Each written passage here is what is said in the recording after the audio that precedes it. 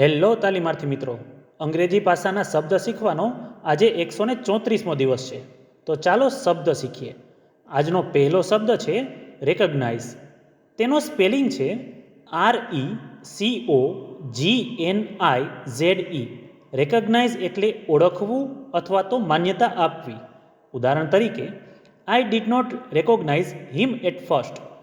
હું તેમને પહેલાં ઓળખી શક્યો નહીં. ત્યાર પછીનો શબ્દ છે કોન્ટ્રાસ્ટ.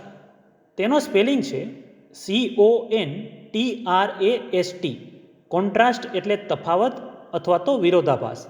ઉદાહરણ તરીકે, there is a big contrast between city and village life. શહેર અને ગામડાની જીવનશૈલીમાં મોટો તફાવત હોય છે. ત્યાર પછીનો શબ્દ છે ગ્રેજ્યુઅલ. તેનો સ્પેલિંગ છે GRADUAL. ગ્રેજ્યુઅલ એટલે ધીમે ધીમે.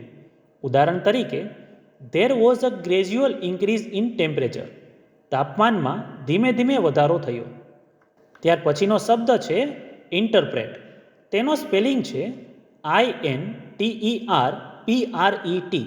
ઇન્ટરપ્રેટ એટલે અર્થ સમજાવવો અથવા તો વ્યાખ્યા કરવી. ઉદાહરણ તરીકે, please interpret the meaning of this poem. કૃપા કરીને આ કવિતાનો અર્થ સમજાવો. ત્યાર પછીનો શબ્દ છે ઇન્ડસ્ટ્રી. તેનો સ્પેલિંગ છે INDUSTRY.